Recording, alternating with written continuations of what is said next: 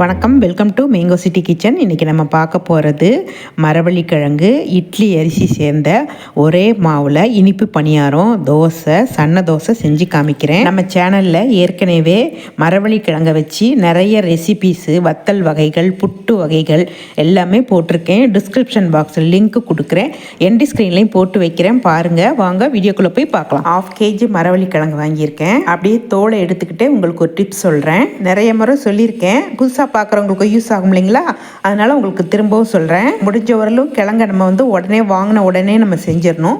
ஏதோ ஒரு சந்தர்ப்பத்தில் நம்மளால் செய்ய முடியலன்னா கிழங்க நல்லா தோலை எடுத்துட்டு கழுவி ஒரு செம்படத்தில் போட்டு மூழ்கிற அளவு தண்ணி ஊற்றி ஃப்ரிட்ஜில் வச்சுருங்க. 3 நாள் ஆனாலும் கெட்டு போகாது. டெய்லி தண்ணி மட்டும் மாற்றிக்கங்க. நம்ம அப்படியே வெளியே வச்சிட்டோம்னா ஒரு மாதிரி பச்சை கலராக இல்லாட்டி கருப்பு கலராக மாறிடும், உள்ளெல்லாம் ப்ரௌனாக மாறிடும். அதெல்லாம் கெட்டு போனது, அதை நம்ம சாப்பிடக்கூடாது.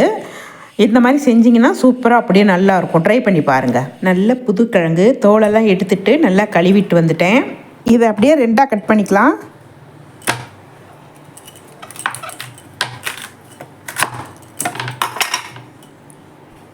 ஒரு பாதி நமக்கு போதும். 1 டம்ளர் இட்லி அரிசி, குண்டு அரிசி இருக்குங்களா, இட்லி அரிசி, அதை எடுத்துருக்கேன். அதை போட்டுக்கலாம்.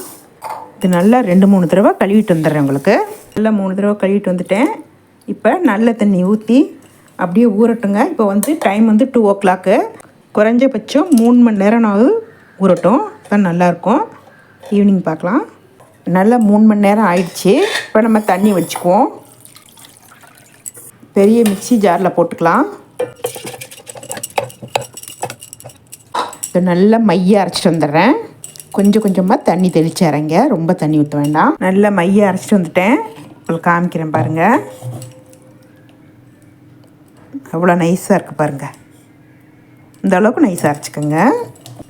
அப்படியே ஒரு பாத்திரத்தில் ஊற்றிக்கலாம். இது எல்லாத்தையும் வலித்து போட்டு காமிக்கிறேன். மாவை எல்லாத்தையும் வலித்து எடுத்து வச்சுட்டேன். அப்படியே மூடி ஒரு பக்கமாக வச்சுக்குவோம். இப்போ நம்ம கிழங்க நல்லா துருவிக்கலாம். இந்த நரம்பு இருக்குங்களா, அதை எடுத்துருங்க. ஒரு கேரட் துருவதில் நம்ம துருவிக்கலாம். கட் பண்ணி போட்டு கூட நம்ம அரைச்சிக்கலாம். நான் துருவிக்கிறேன், அப்போ தான் நல்லா அரைப்பட்ட வரும். ஒரே சேமாக துருவிக்குவோம். எல்லாத்தையும் துருவிடுறேன். கிழங்கெல்லாம் நல்லா துருவிட்டேன். இப்போ உங்களுக்கு அளவு சொல்கிறேன் பாருங்கள். இதில் தான் நம்ம அரிசி எடுத்தோம், இட்லி அரிசி. அதே டம்ளரில் ஒரு அளவு நல்லா ஒரு டம்ளர் அளவு எடுத்து போட்டு அரைச்சிக்கணும். நம்ம இதில் கொஞ்சம் கூட இருக்குது, அதை வேஸ்ட் பண்ண வேணாம், அதையும் போட்டுக்கலாம், அதனால் ஒன்றும் இல்லை. இப்போ இந்த மாதிரி சின்ன டம்ளராக எடுத்திங்கன்னா, ஒரு மீடியமான டம்ளரு இந்த மாதிரி எடுத்திங்கன்னா அரிசி நல்லா மைய அரைச்சிட்டு இந்த துருவின கிழங்கையும் அந்த அரிசியிலே போட்டு சுற்றிக்கலாம். நம்ம இது நான் கொஞ்சம் நிறையா இருக்குது பார்த்திங்களா, அதனால் தனித்தனியாக நான் அரைக்கிறேன்.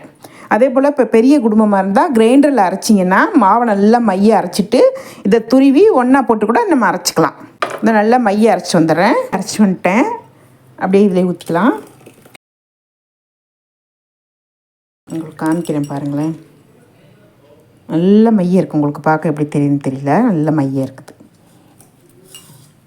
இது எல்லாத்தையும் வலித்து போட்டுக்கலாம். இப்படியே நல்லா கலந்துக்குவோம்.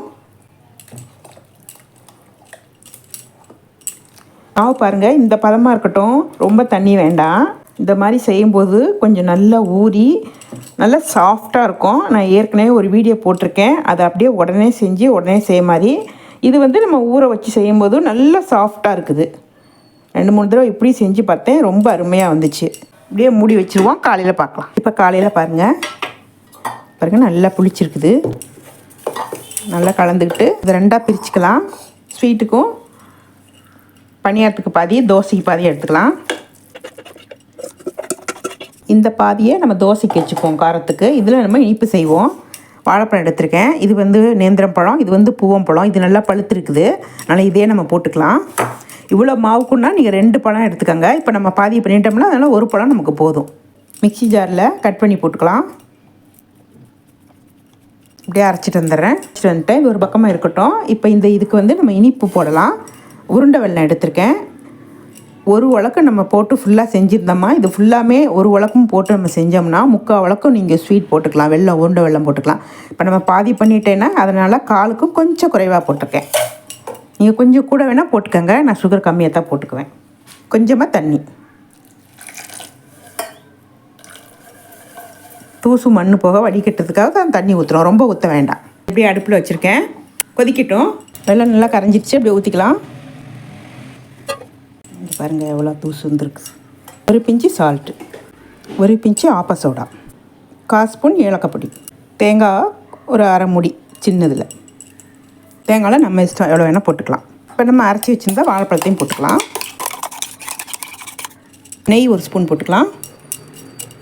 இப்போ எல்லாத்தையும் நல்லா கலந்து விட்டுக்குவோம்.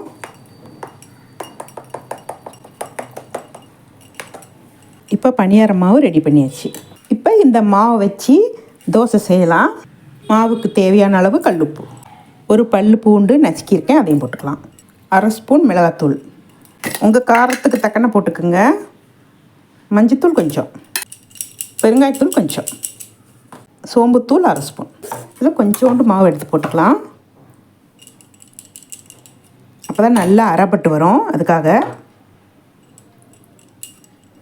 தனியாக நம்ம காரம் செய்கிறது நான் வீடியோ போட்டிருக்கேன், அதே உங்களுக்கு டிஸ்கிரிப்ஷன் பாக்ஸில் கொடுக்குறேன். இது நம்ம ஒரே மாவில் 2 செஞ்சுக்கலாம். அப்படியே அரைச்சிட்டு வந்துடுறேன். அரைச்சிட்டு வந்துட்டேன், அப்படியே இதில் ஊற்றிக்கலாம். இந்த மாவை கொஞ்சம் எடுத்து ஊற்றி கரெக்ட் பண்ணி ஃபுல்லாக எல்லாத்தையும் வலித்து ஊற்றிக்கலாம். எல்லாத்தையும் நல்லா கலந்துக்குவோம். இது ஒரு புளிப்பு கலந்த டேஸ்ட்டாக இருக்கும். கொஞ்சமாக கிழங்கு வாங்கினீங்கன்னா கூட போதும். செஞ்சு பாருங்கள், சூப்பராக இருக்கும். இனிப்புக்கு ரெடி பண்ணியாச்சு, காரத்துக்கும் ரெடி பண்ணியாச்சு. இப்போ நம்ம வந்து பணியாரம் ஃபஸ்ட்டு ஊற்றலாம். அடுப்பு ஆன் பண்ணி பணியாரக்கல் வச்சுக்கிறேன். நெய் போட்டுக்கலாம்.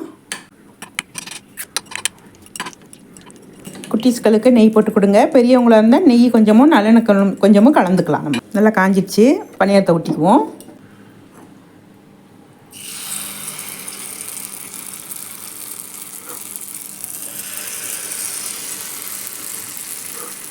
நெய்யில் சுடும்போது நல்ல டேஸ்ட்டாக இருக்கும். நான் பெரியவங்களுக்கு நெய் போட வேண்டாம்.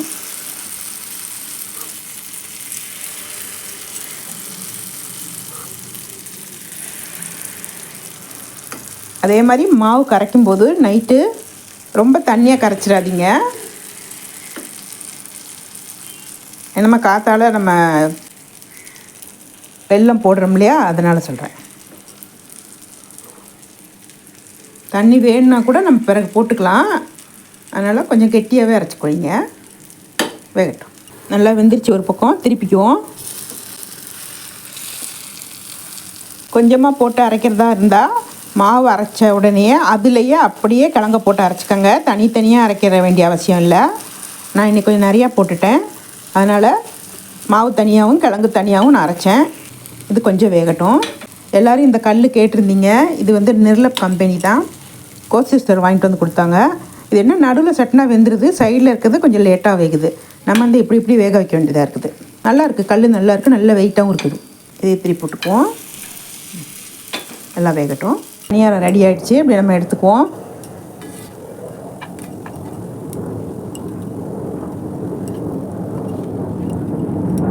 இந்த புதுசுனா வாங்கினதுங்க, எக்ஸிபிஷனில் 40 ருபீஸ். இது பணியாரம் ரெடி பண்ணியாச்சு. அப்படியே வீடியோ தொடர்ந்து பார்த்துக்கிட்டே இருங்க. நம்ம தோசை செய்யலாம். ஒரு மாவு அரைச்சிட்டாவே நம்ம 2 in 1 மாதிரி பணியாரமும் செஞ்சுக்கலாம், தோசையும் செஞ்சுக்கலாம். ரொம்ப அருமையாக இருக்கும், நல்லா சாஃப்டாக சூப்பராக இருக்கும். தோசை கல்ல அடுப்பில் வச்சுட்டேன், நல்லா ஹீட் ஆகிடுச்சு. எண்ணெய் தண்ணி தெளிக்கலாம். இப்போ நம்ம தோசை ஊற்றலாம். மூடி போட்டுக்குவோம். எண்ணெய் போட்டுக்கலாம்.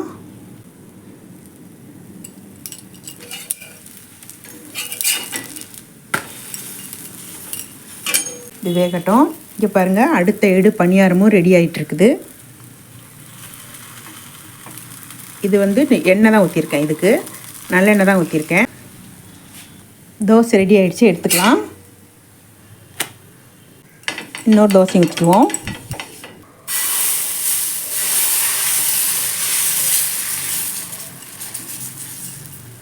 இன்னொரு தோசையும் ரெடி பண்ணிட்டேன் பாருங்கள். கொஞ்சம் நம்ம தண்ணி கலந்துக்கிட்டோம்னா சன்ன தோசையும் சுடலாம். அதையும் உங்களுக்கு ஊற்றி காமிக்கிறேன்.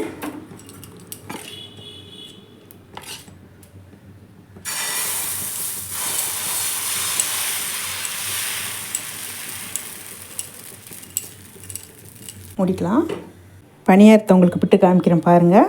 எவ்வளோ நல்லா வெந்திருக்குன்னு. உள்ளார தேங்காய்லாம் தெரியுதா? அருமையாக வந்திருக்கு பாருங்கள். அப்படியே ஓட்டையாக சூப்பராக இருக்குது. எண்ணெய் போட்டுட்டேன், திருப்பி விட்டுக்குவோம்.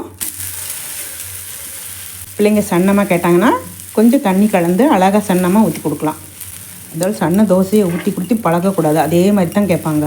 சன்ன தோசையை ரெடி பண்ணிவிட்டேன் குட்டீஸ்களுக்கு பிடிச்ச மாதிரி.